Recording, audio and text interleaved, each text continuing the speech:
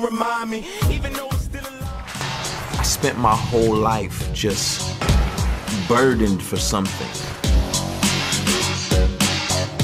Hungering for something, thirsting after, chasing this thing that I couldn't put my finger on ultimately. I was abused by older people, some in the family, some outside of the family. So as I got older, I always talked back, I always got in fights. My whole world was surrounded by guns and drugs and gangs. I remember in front of all my friends just telling them to watch this, and as a lady was driving down the street, I jumped in the middle of the street and pointed the gun right at her, just to see her panic and freak out. And it was just me seeking power.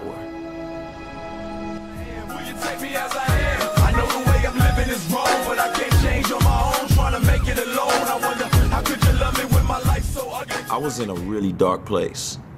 I was really lonely, really depressed. And a friend of mine reached out and invited me to a conference. And I'm thinking, why not? My mind was blown when I got there. I had never seen anything like it. I saw guys with bullet wounds and ex-gang members who loved Jesus. And I had never seen anything like that before. And so I was intrigued. I'll never forget the pastor. You know, he started talking about Jesus and talking about him in an intense way that I had never thought about before. I had never just imagined Jesus as a real person going through real things. I just kind of thought of him as this fairy off distant person.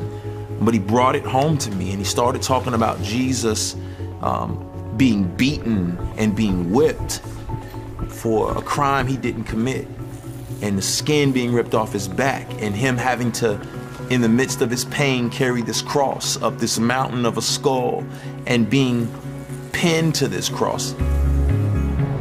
By 16, I was getting high on a daily basis and got involved with woman after woman after woman. And you know, when you mix drugs, you mix alcohol, you mix youth, it's cause for an explosion.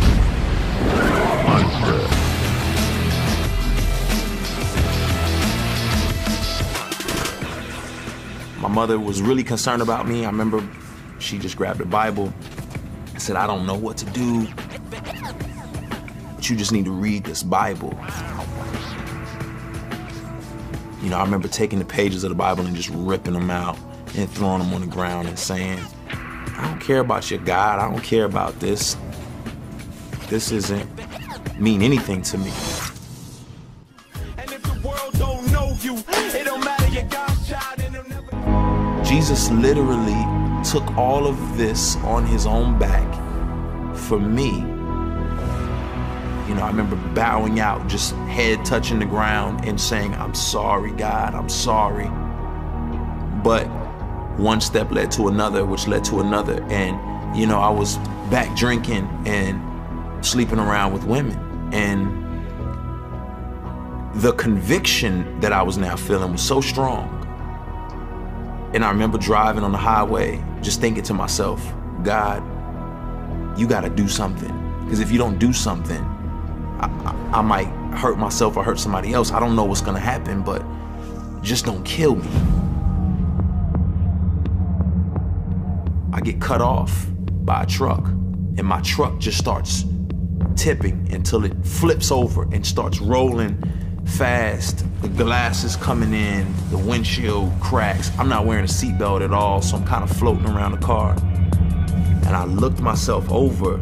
There was just a piece of glass stuck in my arm. And I pulled it out, and that was it.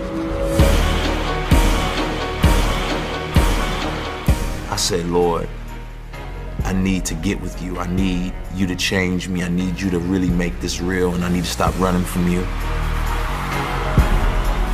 I was genuinely trying to know him more and read my Bible and grow.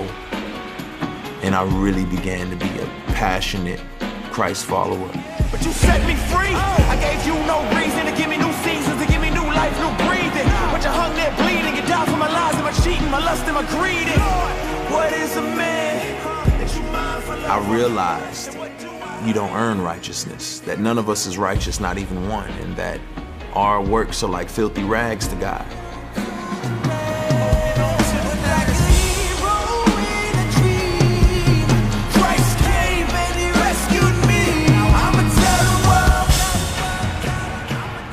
Jesus lived the life I could not live and died the death I should have died.